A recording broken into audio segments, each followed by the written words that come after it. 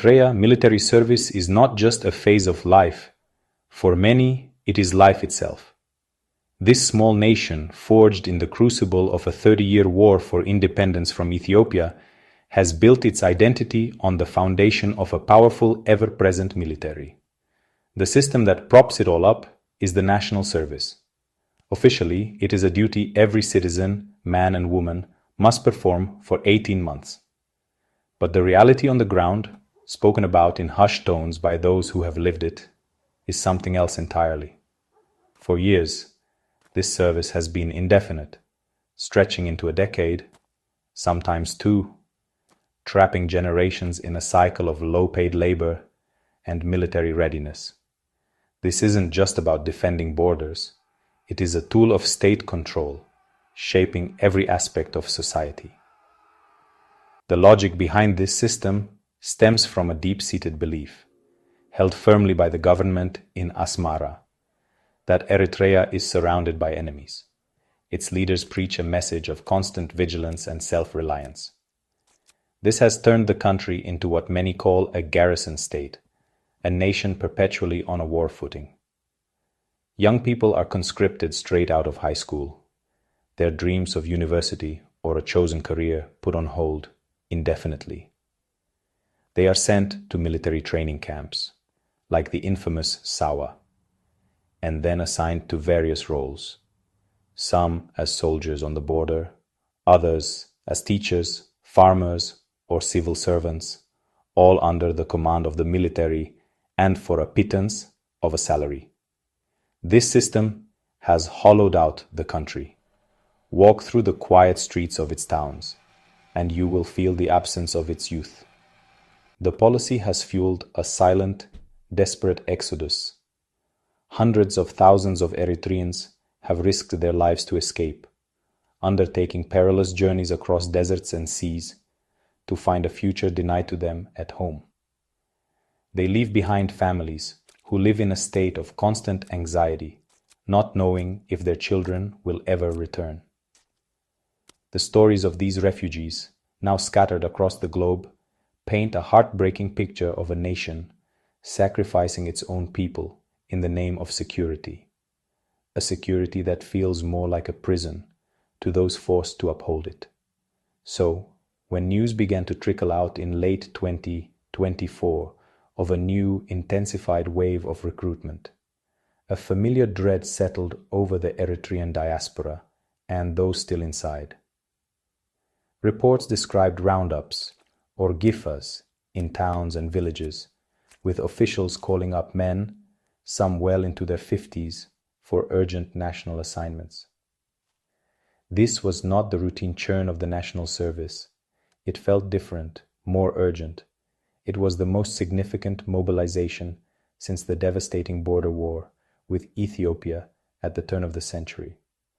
The old machinery of war was grinding back into motion, and everyone began to ask the same terrifying question: what is coming? The signs of Eritrea's military ramp-up are no longer just whispers. They are visible from space. Over the past year, satellite imagery has revealed a quiet but deliberate expansion of the country's military infrastructure. These are not grand, headline-grabbing projects, but the slow, methodical work of a nation preparing for conflict. Near border towns like Tessini and Omhaja, which face Ethiopia, new barracks and storage depots have appeared on the arid landscape. These structures, seen clearly in commercial satellite photos, suggest preparations to house and supply a larger number of troops than before. It is the kind of build-up that speaks louder than any official government statement, which, as usual, remains silent. Along the tense border with Ethiopia, particularly at the Bure front, a flashpoint in past conflicts, the evidence is even more stark. Analysts have identified newly constructed artillery positions and the installation of modern radar stations. These are not defensive postures alone. They are designed to give Eritrea a strategic advantage, to see deeper into Ethiopian territory, and to strike with greater precision if hostilities were to break out. Furthermore, the naval base at the port city of Assab, which the world was told had been largely decommissioned after its use by the UAE during the Yemen war, is buzzing with renewed activity. It is a clear signal that Eritrea's ambitions are not just land-based, but extend to the vital waters of the Red Sea. This evidence from the sky corroborates the fragmented but consistent reports coming from the ground. Eritreans who have recently fled the country speak of a palpable change in the atmosphere. They describe an increase in military checkpoints on the roads, fuel shortages becoming more severe, and the constant movement of military trucks and personnel, often under the cover of darkness. These movements are not random. They are concentrated towards the border with Ethiopia's Afar and Tigray regions. The government is mobilizing its long-serving conscripts, pulling them from their civilian jobs and sending them back to the front lines, creating a quiet panic within families across the nation. Putting these pieces together paints a chilling picture. Eritrea, a country that has long prioritized military strength above all else, is now accelerating its efforts. The expansion of bases, the deployment of advanced weaponry, and the mass mobilization of its population point to a state actively preparing for a major confrontation. While the government in Asmara offers no explanation, its actions are creating a drumbeat of war that is growing louder by the day. The question is no longer if Eritrea is preparing for something, but for what and with whom. Eritrea is not making these military moves alone. Behind the curtain, a new set of international partners is helping to arm and equip what is already one of Africa's largest armies. Chief among them is Iran. Tehran, seeking to expand its influence and project power far from its shores, has found a willing partner in Asmara. Reports from intelligence sources suggest that Iranian advisors have been on the ground in Eritrea, helping to install sophisticated surveillance systems and training Eritrean operators on how to use advanced drones. For Iran, a foothold in Eritrea offers a priceless strategic position overlooking the Bab el-Mandeb Strait, a critical choke point for global shipping, and a stone's throw from its rivals in the Arabian Peninsula. Russia has also deepened its ties with President Isaias Afwerki's regime. While the world's attention has been focused on Ukraine, Moscow has been quietly cultivating allies in Africa. Russia reportedly supplies Eritrea with Media Group, Russian military instructors training African soldiers, small arms being displayed in an African setting, Eritrean troops in training exercises, stock or distribute equally, military training, small arms, and, crucially, modern air defense systems. This support helps Eritrea modernize its aging Soviet-era arsenal and protects its airspace from potential threats, particularly from Ethiopia's more advanced air force. For Russia, the relationship is a low-cost, high-reward investment. It gains. Media Group, United Nations headquarters, with Eritrean and Russian flags, diplomats voting at UN Assembly, close-up of ballot at United Nations, stock distribute or equally, a dependable vote at the United Nations, undermines Western influence in a strategic region, and keeps alive the possibility of one day securing naval access to the Red Sea. The United Arab Emirates, a former close ally, plays a more complicated role. Officially, the UAE withdrew its forces from the Assab military base. However, evidence suggests its disengagement is not complete. UAE-linked contractors are allegedly still active, providing Eritrea with Media Group, private security contractors in Eritrea, surveillance cameras being installed in African City, technicians working on electronics with UAE insignia, stocker, distribute equally, surveillance technology, spare parts for military hardware, and crucial maritime logistics. This allows the UAE to maintain a degree of influence without the political baggage of an official military presence. Meanwhile, China continues to expand its economic footprint through infrastructure projects and trade, which indirectly bolsters Eritrea's logistical capabilities, even if Beijing avoids direct military involvement. These partnerships are transforming Eritrea's strategic position. No longer isolated, the regime in Asmara now has powerful backers who see its location and its defiance of the West as assets. These patrons provide media group military technology being delivered in Eritrea, Eritrean soldiers holding advanced weapons, crates marked with foreign writing in military warehouse as stock distribute equally, the technology, the weapons, and the political cover that allow Eritrea to act more assertively. They are enabling the current military buildup and, in doing so, are turning the Horn of Africa into a theater for their own geopolitical rivalries. The guns being polished in Eritrea may be held by Eritrean hands, but the shadows of Tehran, Moscow, and others loom large behind them.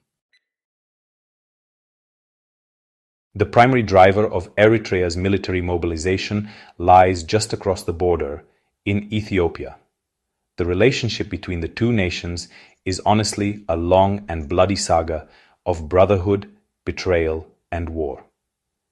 After a brief and surprising alliance during the Tigray War, old tensions have resurfaced with a vengeance. The main point of friction is Ethiopia's renewed and very public demand for direct access to the sea. Prime Minister Abiy Ahmed, leading a landlocked nation of over 120 million people, has declared sea access a matter of national survival, even questioning the legitimacy of Eritrea's 1993 independence that cost Ethiopia its coastline. This rhetoric has set alarm bells ringing in Asmara. The war of words has been matched by a menacing military standoff. Both countries have been moving troops and heavy weaponry towards their shared border. Ethiopia has deployed mechanized units to its Afar region, which provides a potential corridor to the Eritrean port of Assab. In response, Eritrea has moved its newly mobilized reserves and heavy artillery to fortify its side of the frontier. This tit-for-tat escalation has turned the border region into a powder keg, where honestly, a single miscalculation could ignite a full-scale war. The peace that followed the 2018 rapprochement, which earned Abiy a Nobel Peace Prize, now feels like a distant and hollow memory. This confrontation is not limited to the front lines. Both nations are accused of waging proxy warfare, using armed groups to destabilize each other from within. Ethiopia is reportedly providing support to Eritrean Afar opposition fighters, who aim to create an autonomous region and potentially give Addis Ababa an indirect route to the sea. In October 2025, one such group publicly celebrated the graduation of new fighters on Ethiopian soil. In return, Eritrea is widely believed to be supporting anti-government forces inside Ethiopia, including hardline Amhara militias and factions within Tigray that reject the 2022 peace deal, keeping its former enemy weak and divided. This history of conflict casts a long and dark shadow over the current crisis. The brutal 1998 to 2000 border war, which killed tens of thousands, was fought over small, seemingly insignificant patches of land. Today, the stakes are much higher.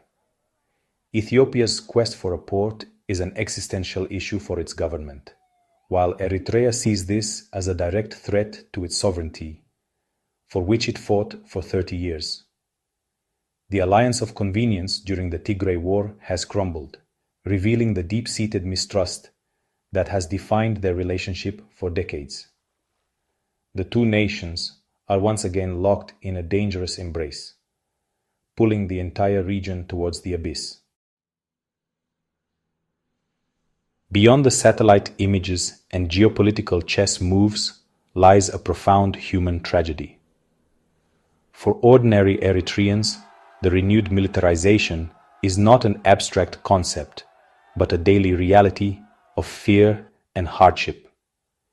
Inside the country, where information is tightly controlled and dissent is crushed, Families watch as their sons, husbands, and fathers are once again taken for military duty.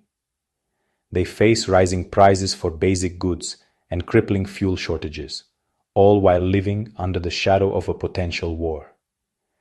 Anxiety hangs heavy in the air, spoken of only in whispers. The dream of a normal life, of peace and prosperity, feels more distant than ever. For the hundreds of thousands of Eritreans living in exile, the news from home brings a fresh wave of pain and worry. They are the ones who escaped the indefinite national service, and they know exactly what this new mobilization means for their loved ones left behind. It means more families torn apart, more young lives derailed, and the certainty that more people will be forced to attempt the dangerous journey to safety. This new crisis is expected to fuel another wave of refugees, adding to what is already one of the world's largest refugee populations per capita. The diaspora watches helplessly, their social media feeds filled with grim reports and desperate pleas for information. The world is watching with growing concern because a conflict between Eritrea and Ethiopia would have consequences far beyond their borders. The Horn of Africa sits on the Bab el-Mandeb Strait, a narrow waterway through which nearly 10% of all global trade, including vast amounts of oil, passes every day. A war could easily disrupt this vital artery, sending shockwaves through the global economy. The region is already a crowded stage for international powers, with the United States, China, and France all having military bases in neighboring Djibouti. The active involvement of Russia and Iran on Eritrea's side adds a dangerous new dimension, risking a wider confrontation. Ultimately, Eritrea stands at a crossroads. The path it is on, one of aggressive military buildup and reliance on destabilizing foreign partners, leads towards conflict.